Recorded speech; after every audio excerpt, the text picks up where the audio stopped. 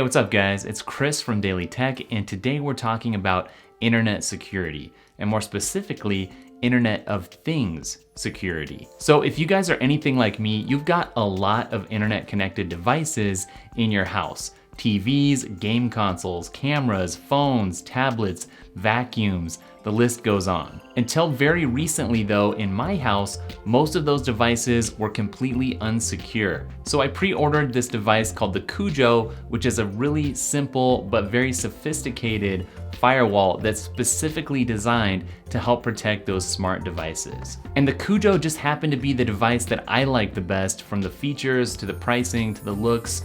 But there's actually several different devices all kind of doing the same thing, from the Dojo to the Bitdefender box to the Luma, and there are more. But here's the big thing. While I definitely believe that nothing is actually hack-proof, I do think it's very smart to have some sort of security in place rather than no security at all. I mean, if you really think about it, you lock the doors on your physical house. Why would you leave the doors to your digital life fully open and unlocked? That doesn't make any sense. Okay, so how does the device lock those digital doors? Well, what it does is use machine learning to understand and analyze your network. So it's gonna know after a little bit of time what normal looks like on your network and on your devices. So as soon as it detects something weird or that doesn't look right, it's gonna lock it down and send you an alert. And when you get that alert, it's gonna be up to you to decide whether to leave that threat blocked or to unblock it. And I actually really like this approach because number one, it's proactive. It's gonna go out and take care of things when it detects them for you, but at the same time, you're still completely in control about what you want to allow or deny.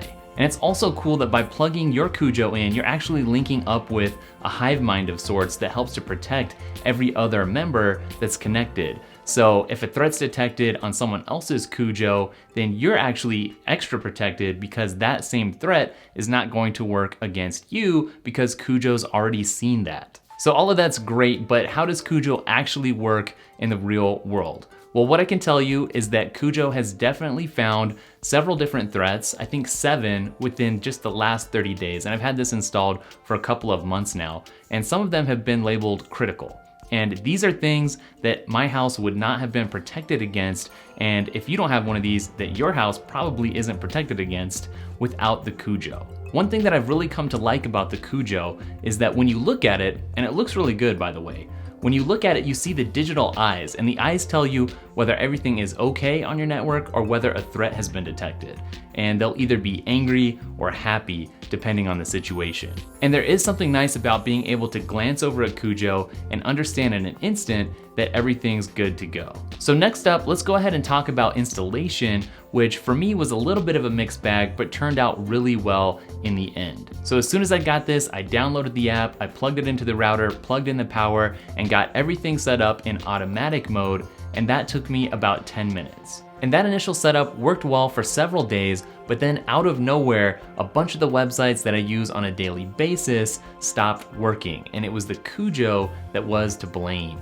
So because I was feeling busy, I unplugged the Cujo, that fixed the issue, and I left it sitting there unplugged for several weeks. But I kept getting these nagging emails from Cujo saying, hey, we noticed that you haven't been using the Cujo for a while. Why don't you go ahead and switch it from automatic to DHCP mode? So honestly, I ignored those for quite a while because it seemed like it might be kind of a pain, and I was busy and kind of lazy. But I'm really glad that I decided to get things figured out recently, and I opened up the app and I clicked on support, and there was an option to video chat with somebody, which I tapped, and I was instantly connected with somebody who got everything sorted out for me.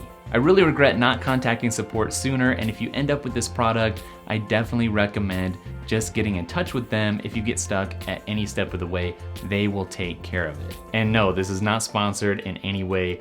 I ordered this bad boy myself. So once the Cujo was in DHCP mode, which meant it was the device assigning all the IP addresses to the gadgets in my house, everything has been smooth sailing ever since. So now that everything's been set up properly for a while and I've been able to test things out, I've experienced no slow loading times, my internet has not been laggy or anything like that. I can game online, I can stream movies, it's all good. One potential downside with the Cujo and with every similar device that I've researched, is that there's a monthly subscription to make sure that your security is always up to date and working properly. I guess in the end, that's kind of the price that we're gonna have to pay in order to make sure that we're more secure, and I definitely do think that that is worth paying for. I also kind of wish that the Cujo didn't have to plug directly into the router. I've got so much stuff plugged in already, it'd be really nice if there was some sort of wireless functionality. I don't know if that's coming in a future version or if that's totally impossible. At the end of the day, this is kind of a hard device and service for somebody like me who's not a security expert